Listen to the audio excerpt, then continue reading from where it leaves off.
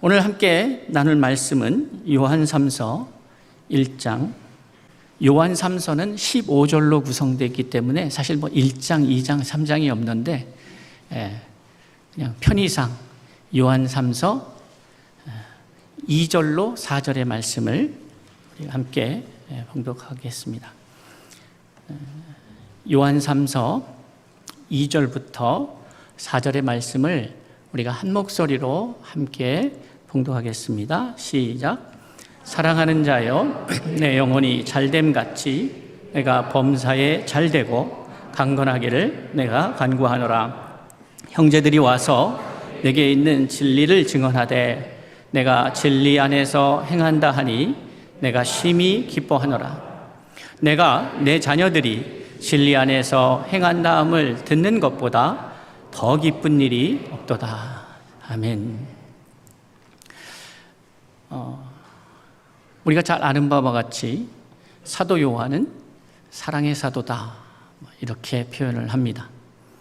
그리고 오늘도 이 본문의 말씀을 시작하면서 사랑하는 자여 라는 말로 시작이 되고 있죠.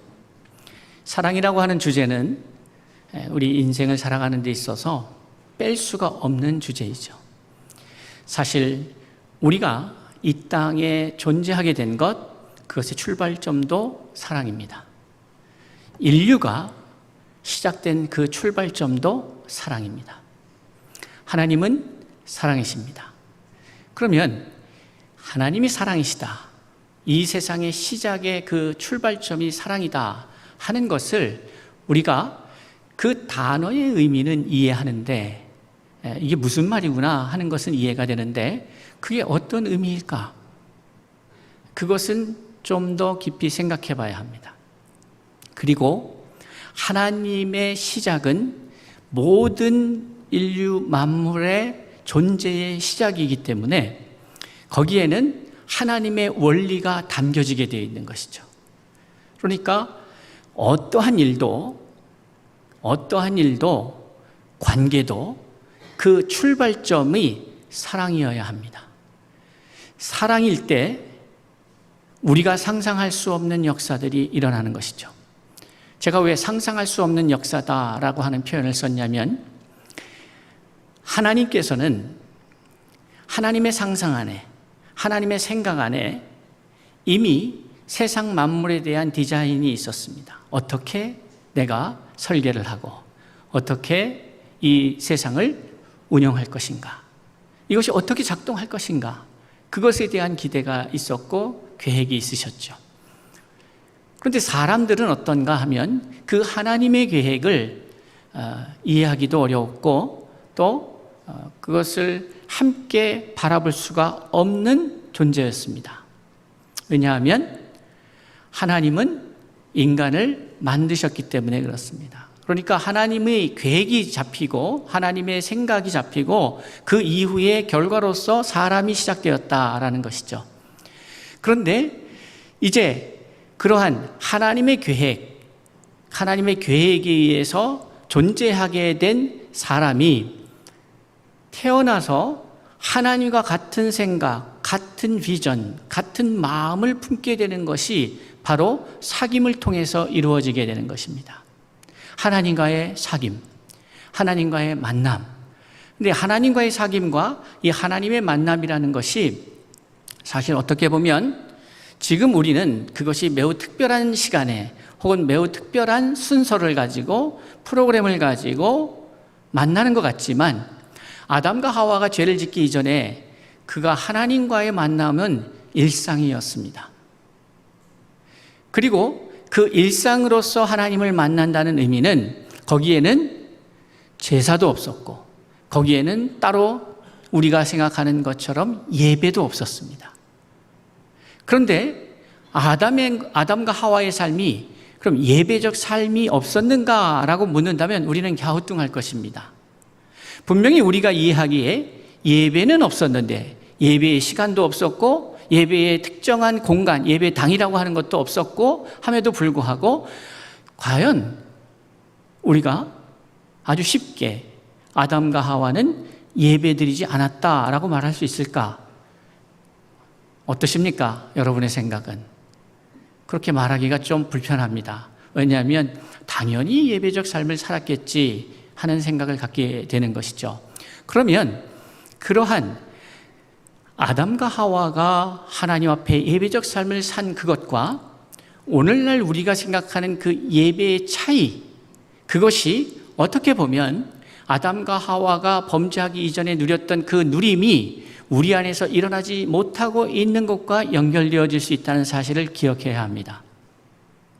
그러니까 우리가 예수를 믿고 깨달음을 갖고 구원을 이루어가며 이런 다양한 표현을 쓰고 있지만 결국에 그 핵심은 뭐냐면 하나님과 함께하는 존재로 있었던 우리가 그 지위를 회복하고 그 하나님과 함께함으로 누릴 수 있었던 그것들이 회복되어지는 것을 의미하는 것이죠.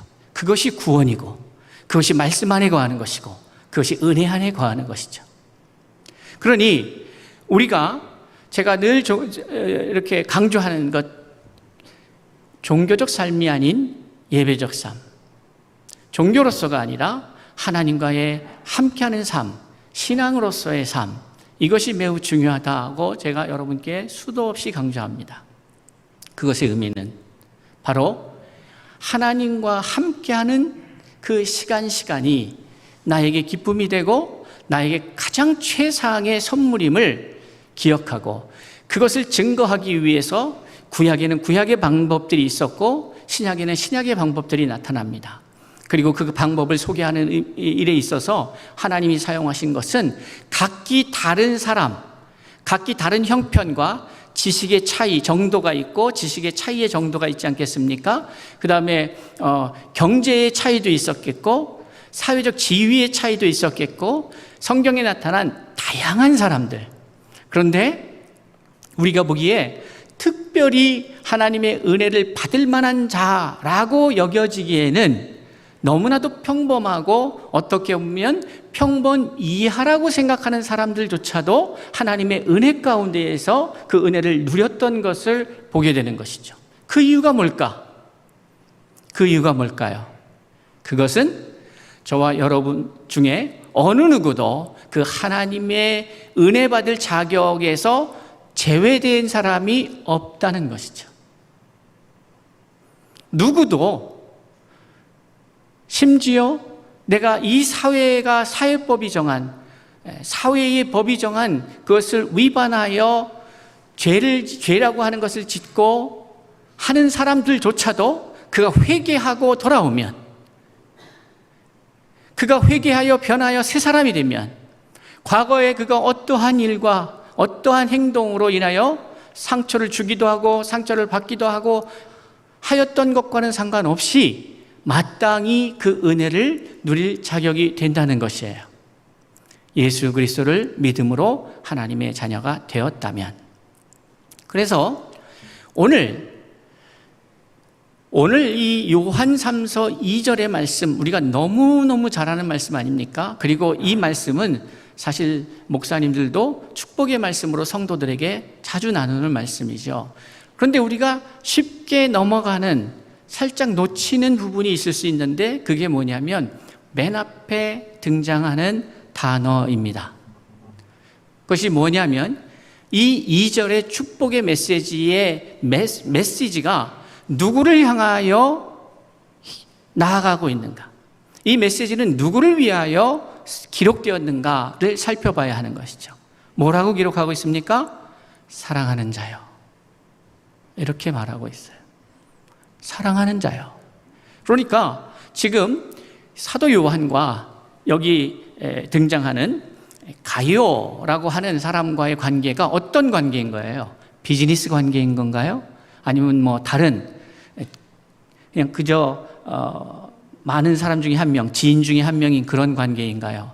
아니면 스승과 제자의 관계인가요? 어떤 관계인가요? 오늘 요한 3서에서는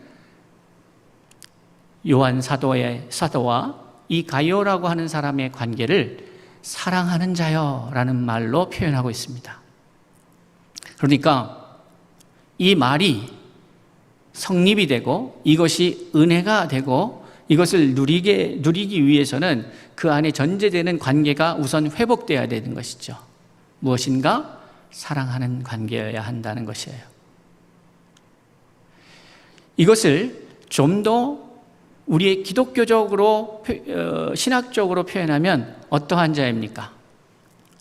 구원받은 자, 거듭난 자, 하나님의 자녀가 된 자, 이렇게 표현할 수가 있겠죠. 자, 그러한 자에게 축복의 메시지를 던집니다. 내 영혼이 잘됨 같이 내가 범사에 잘되고 강건하기를 내가 간구하노라. 이것은 오늘 이 본문의 말씀 속에서 가이오를 향하여 사랑하는 자라고 표현하면서 또 한 발자국 더 나가서 자녀들이라는 표현을 쓰는데, 이 부모가 자녀를 대할 때에 원하는 그 마음을 2절에 고스란히 담아낸 것이죠. 그런데 여기에는 매우 중요한 원리들이 발견이 됩니다. 이 말이 그냥 쓰여진 것이 아니겠죠. 그러니까 우리는 사실 사랑하는 자와 사랑을 받는 자, 사랑의 관계가 성립된 자, 하나님과의 관계에 있어서 틀어졌던 관계가 회복된 자, 구원받은 자, 말씀 안에 거하는 자, 진리 안에 거하는 자, 예수와 함께하는 자, 성령 안에 거하는 자, 성령과 동행하는 자, 다 같은 말입니다. 다 같은 말인데, 그러한 자에게 주신 말씀 속에 하나님의 비밀들이 담겨 있겠죠. 그리고 그것은 내가 누구나 믿는 자, 그러니까 이 누구나라고 하는 것에는 어떤 자격 조건이 있는 것이 없어요. 그런데 단 하나, 하나님의 자녀, 예수 그리스도를 믿음으로 말미암아 거듭난 하나님의 백성들에게 해당되는 축복의 메시지입니다. 사랑하는 자요, 내 영혼이 잘됨과 같이 내가 범사에 잘되고 강건하기를 내가 간구하노라. 우리는 범사에 잘되고 강건하기를 이 메시지에 좀 더 마음을 두는 경향이 있습니다. 와, 뭘 하든지 잘 됐으면 좋겠다. 그리고 건강했으면 좋겠다. 그런데 그 이야기가 앞에 내 영혼이 찰됨같이라고 하는 것을 시작으로 이 이야기가 전개되고 있다는 사실을 놓쳐서는 안 됩니다. 무슨 말인가 하면 이것은 단순히 바람이 아니라 하나의 원리인데, 영혼이 잘 되지 않으면 범사가 잘 될 수가 없는 것이에요. 그럼 영혼이 잘 된다는 게 뭘까? 이것을 아까 제가 서두에 구약의 사람들을 통해서는 구약적인 방식으로, 신약의 사람들을 통해서는 신약적인 방식으로 우리에게 소개하고 있는데, 이 두 방식이 다양한 형태의 상황과 환경 속에서, 문화적 배경 속에서 시작되고 있지만, 그러나 결론은 하나의 메시지로 우리에게 전달되어지고 있다. 그게 무엇일까요? 대표적으로 이 축복의 메시지가 우리가 잘 알고 있는 요셉을 통해서 주어질 때에 그 원리는 이렇습니다. 하나님과 함께함으로, 하나님이 그와 함께 하심으로, 이런 표현들을 여러분은 기억하실 것입니다. 그러니까 범사가 잘 되는 것, 그것은 세상 사람들의 눈에는 이렇게 보였던 것이죠. 그가 형통한 자가 되었다. 그렇게 이해된 것이에요. 창세기 39장 1절과 2절에 보면 그 이야기가 나오죠. 요셉이 형통한 자가 되었다라고 말하고 있어요. 그 형통한 자가 되었다라고 하는 말이 오늘의 이야기로 풀어진다면 범사가 잘 되었다, 이렇게 말씀드릴 수가 있는 것이죠. 그런데 그 범사가 잘 되기 위해서 전제 조건이 뭡니까? 내 영혼이 잘됨 같이. 그러니까 그냥 막 범사가 잘 된다는 것이 막 내가 원하는 대로 막 무질서하게 하고 싶은 거 다 이루고 한다는 의미가 아니라, 그 앞에 하나의 가이드라인이 제시되고 있는데, 내 영혼이 잘됨과 같이라고 표현하고 있는 것이죠. 내 영혼이 잘됨과 같이의 요셉 버전으로 하면 뭐라고 표현할 수 있겠어요? 하나님과 함께함으로, 하나님이 함께함으로. 그러니까 우리의 영혼이 잘 된다고 하는 것은 하나님이 함께하는 것을 의미합니다. 이것이 예수님 버전으로 오면 어떻게 이해됩니까? 마태복음 28장 20절 볼지어다 세상 끝날까지 내가 너희와 함께하리라. 그게 축복의 메시지인 것이죠. 그러니까 하나님이 함께해야 범사가 형통한 것이에요. 범사가 형통하기 위해서는 하나님이 함께 하셔야 돼요. 이 사실을 여러분이 믿을 수 있기를 바라요. 범사가 형통하기 위해서는 하나님이 함께 하셔야 된다. 하나님이 함께 한다는 것이 영혼이 잘 되는 것이다. 자, 이것이 하나의 원리죠.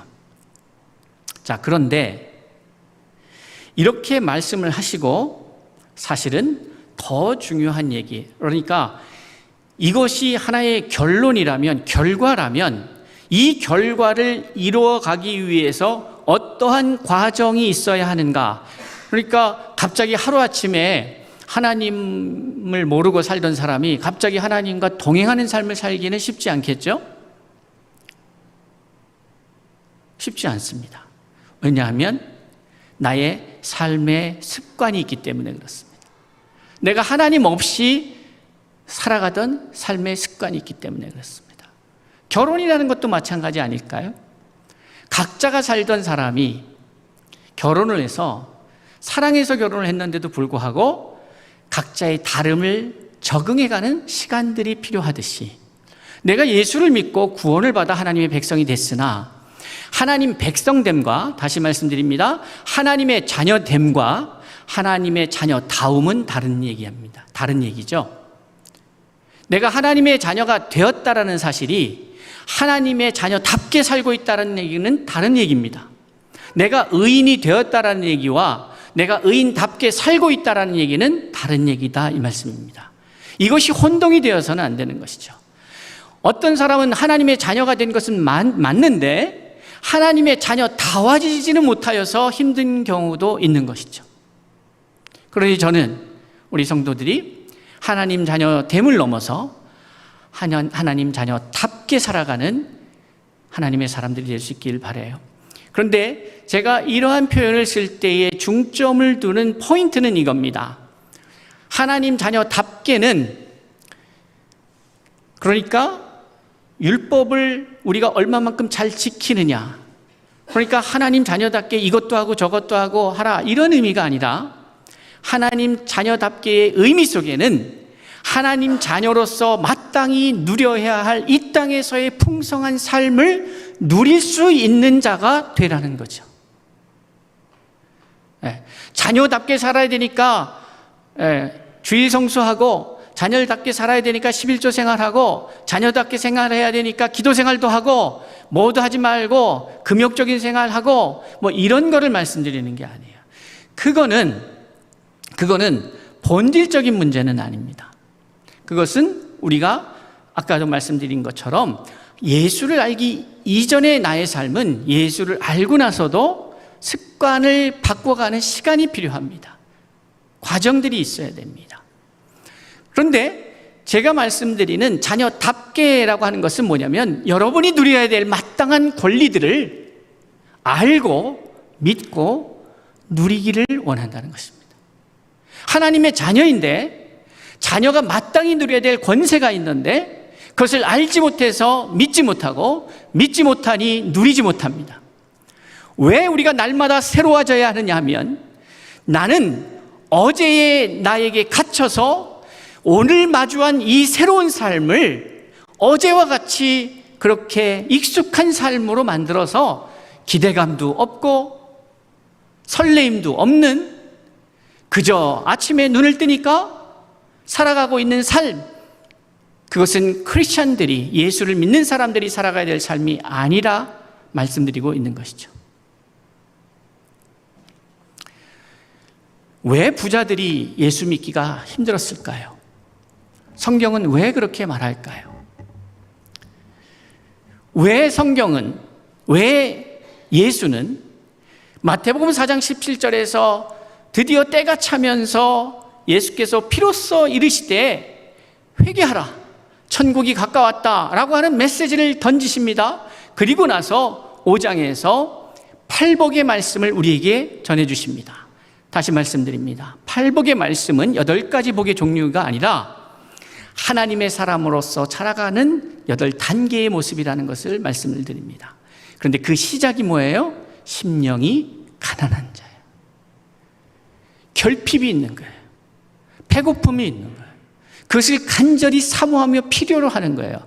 그런데 이 땅에 살면서 부자들은 그것이 경제적 부자도 있고 마음의 부자도 있겠죠. 교만한 자를 말합니다. 더 이상 뭐가 필요하겠어? 나는 그냥 이 정도로 만족해. 좋은 의미일 수도 있어요. 욕심이 없는 상태 같기도 해요. 그런데 그러한 마음의 상태가 있는 분들은 더 절실함이 없어서 하나님의 생명의 은혜를 모른다고 한다면 그것이 얼마나 귀한지를 모르니까 절실히 간절히 찾지 않겠죠. 찾지 않다 보니까 찾아야 진리의 말씀이 우리에게 주어졌으나 여기에 어떠한 진리가 있는지, 어떠한 은혜가 있는지, 어떠한 역사가 있는지를 찾아야 합니다. 여러분, 성경에 하나님의 비밀들이 담겨져 있는 거예요. 찾아야 하죠. 그러니까 갈급하게 찾아야 합니다. 그런데 갈급하지 않으니까 안 찾죠. 안 찾으면 어떻게 하겠어요? 모르죠. 모르니까 어떻게 됩니까? 믿을 수가 없는 거예요.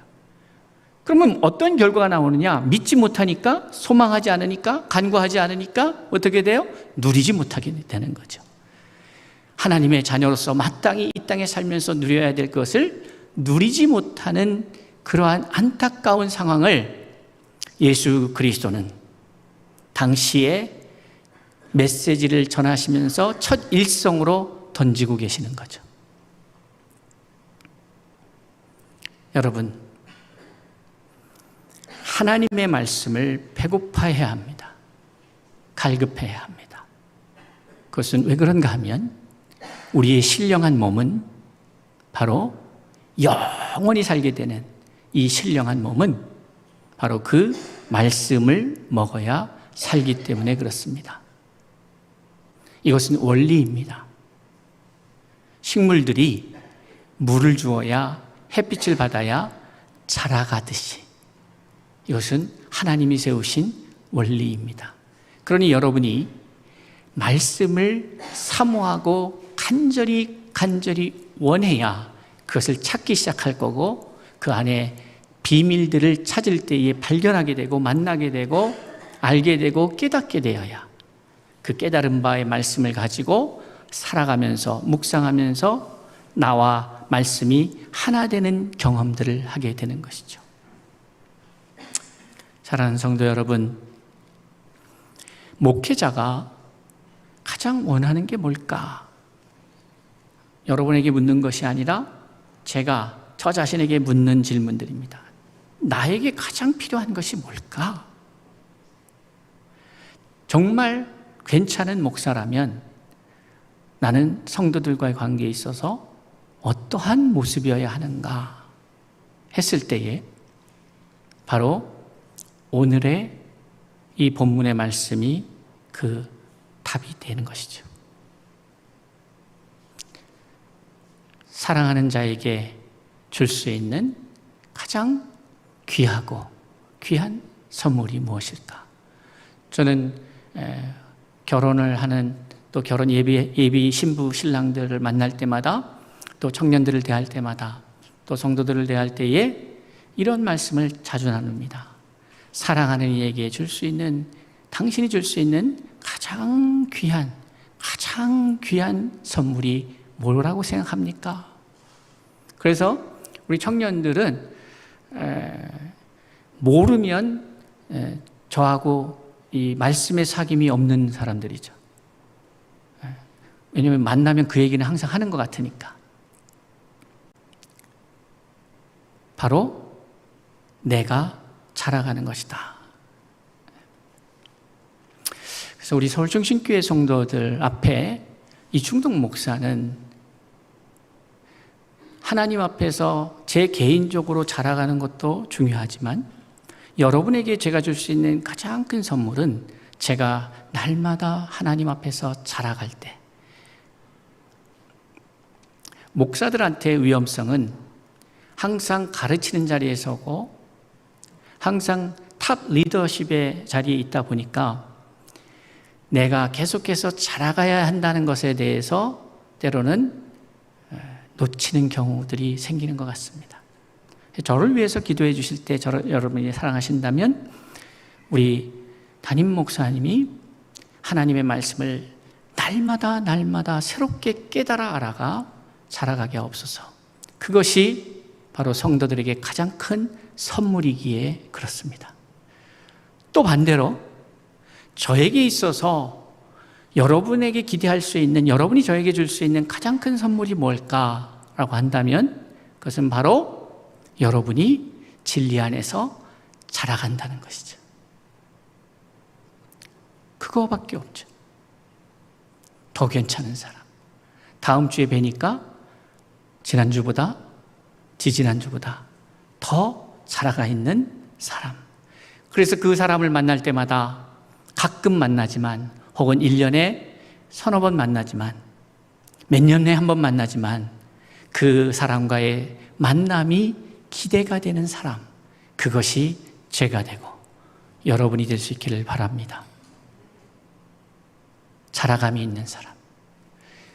그것은 상대방을 위한 선물이기도 하지만 사실 여러분 자신을 위한 가장 큰 선물입니다.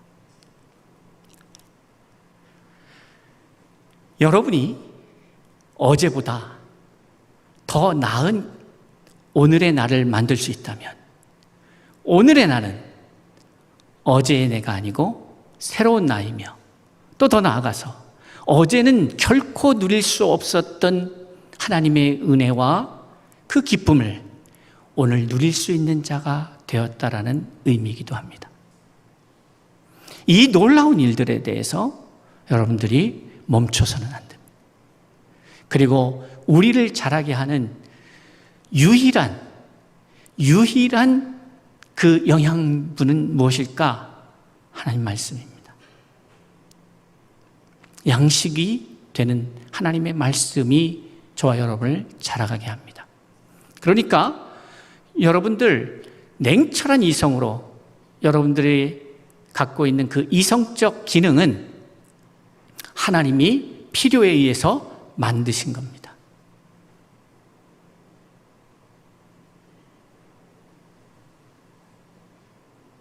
하나님이 필요하기 때문에 만드신 거예요. 오늘 이 말씀을 기록하고 있는 요한 3서 뿐만이 아니라 요한 2서, 요한 1서, 유다서, 요 말씀에 기록된 그 시대적으로 보면은 이 사도들이 또 성경의 저자들이 싸우고 있는 영적인 지형이 있었습니다. 그것은 바로 영지주의자들과의 전쟁이었습니다. 그 영지주의자의 대표적인 아주 피곤하게 여러 가지로 볼 필요가 없이 아주 간단하게 이해할 수 있는 게 뭐냐면 영적인 것과 육적인 것을 분리해서 생각하는 이원론적 사고관이에요. 이원론적 사고를 합니다. 그런데 이것이 우리 기독교인들 안에 대단히 많이 침입해 있다는 사실을 우리는 알고 있습니다. 그러니까 영적인 거, 하나님적인 거, 이것은 대단히 귀한 거고 육적인 것은 세속적이라고 생각하는 경향이 있는 것이죠. 그런데 기억하십시오. 그 육체를 누가 만들었는가? 하나님이 만드셨어요. 그러니까 성경에서 말하는 이런 오해가 왜 생기냐면 영의 것이 있고 육에 속한 자가 있고 이렇게 분류하다 보니까 그런 생각이 나는데 거기서 말하는 육에 속한 자라고 하는 것은 이 육체를 말하는 것이 아닙니다. 사망에 이르게 하는 육의 생각은 사망이라고 말씀하시지 않습니까? 그 사망에 이르게 하는 모든 행위들, 사망에 이르게 하고 있는 모든 이념들, 살릴 수 없는 그러한 이야기들, 그것이 육체적이고 세속적인 것이죠. 그러나 우리의 육체는 하나님이 만드셨고 우리의 생각이 하나님의 말씀에 의해서 꽉 채워진다면 그 꽉 찬 말씀에 의해서 움직여지는 나의 몸은 거룩한 것이죠. 그러니까 거룩한 어떠한 형식이 있는 것이 아니라 거룩한 사람이 살아내고 만들어내는 그 모든 것은 거룩한 것입니다.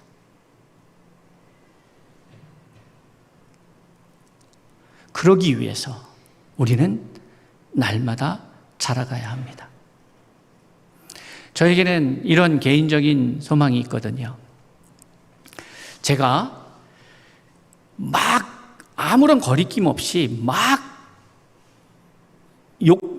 욕망을 갖고 아무 거리낌 없이 욕심이라고 하는 것을 갖는데 그것이 하나님으로부터 벗어나지 않는 상태가 되는 것이 제 꿈이거든요.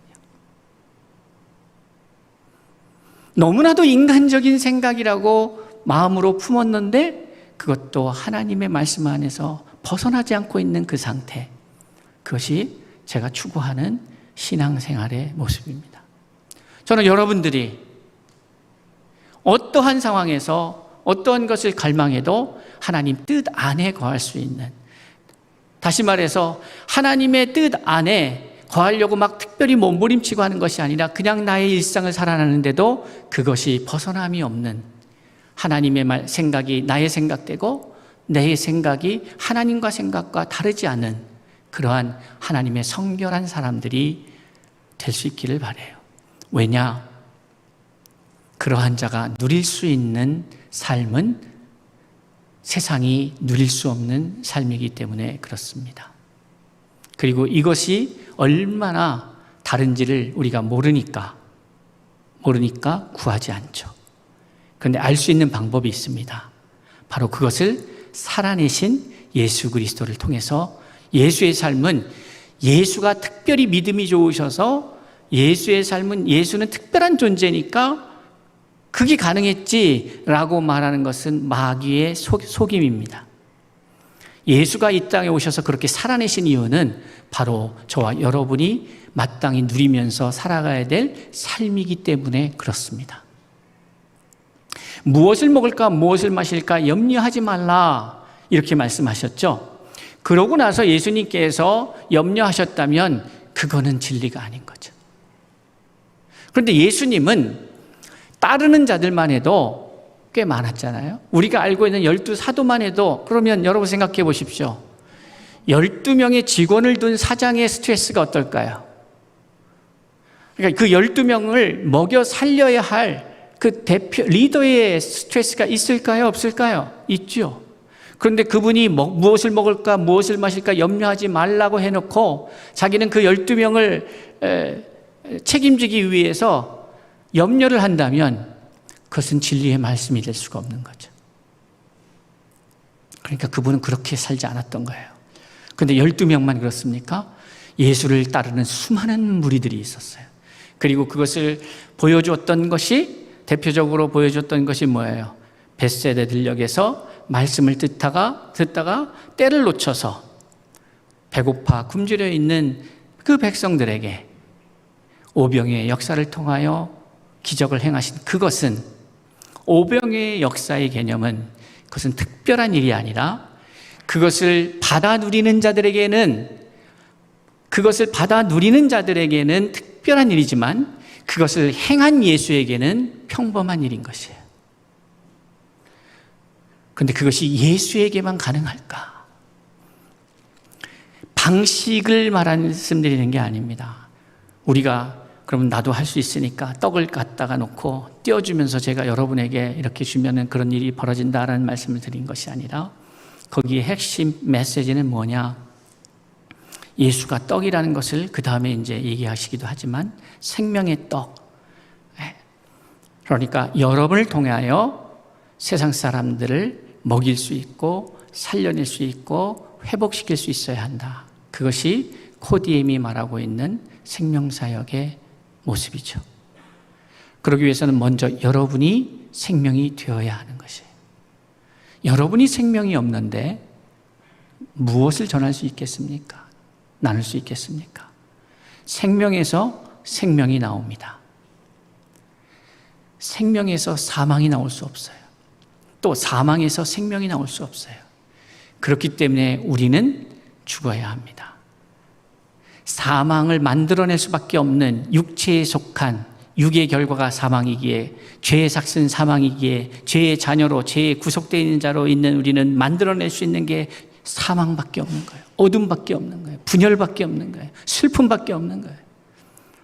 그러니 그 모습은 죽고 새롭게 생명을 소유한 자로 거듭나야 되는 것이죠.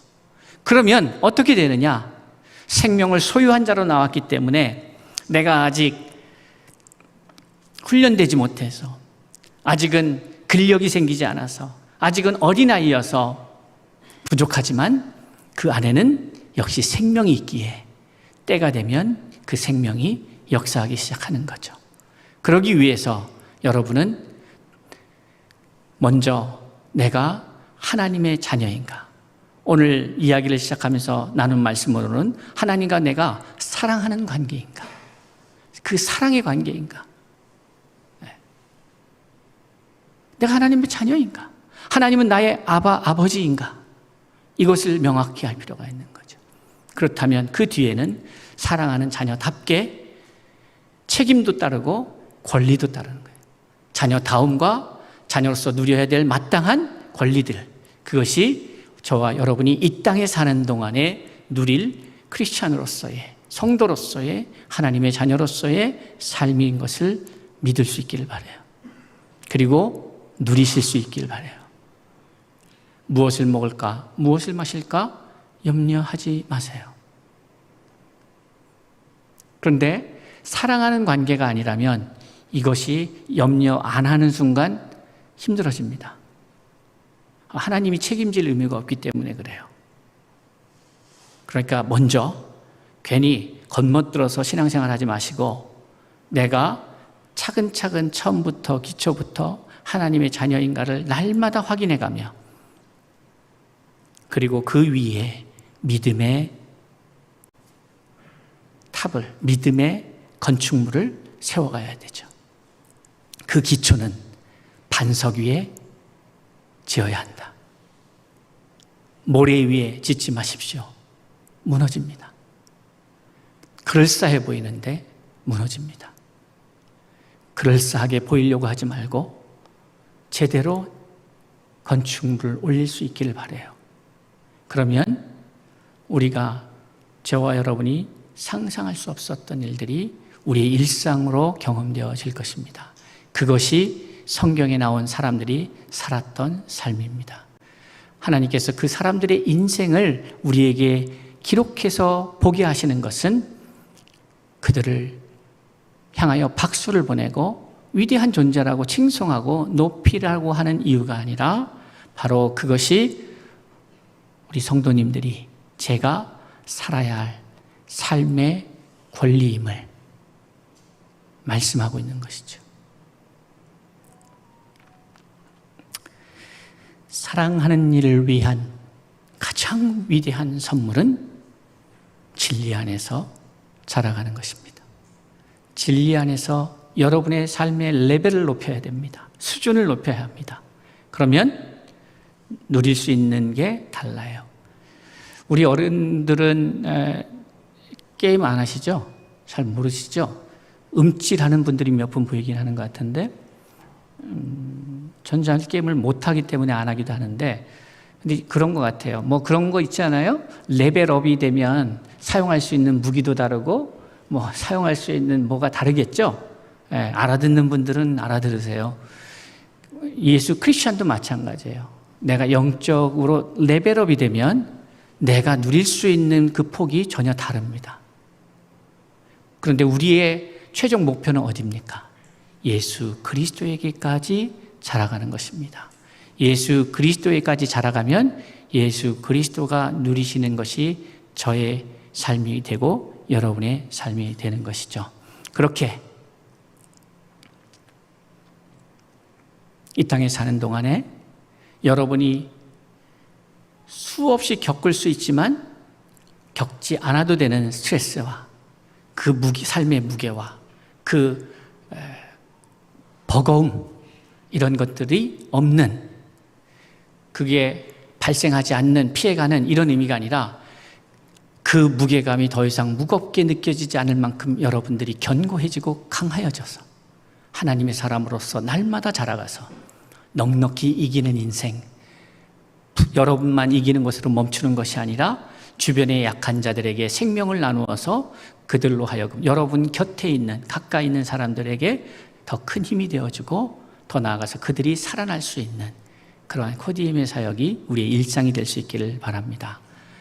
사랑하는 이에게 여러분의 성장함을 통하여 가장 위대한 선물을 나눌 수 있는 우리의 일상의 삶이 될 수 있기를 바라고, 그것이 서울충신교회와 코디엠교회 이 영상을 통해서 함께 말씀을 듣는 모든 이들의 삶이 될 수 있기를 바랍니다. 기도하겠습니다.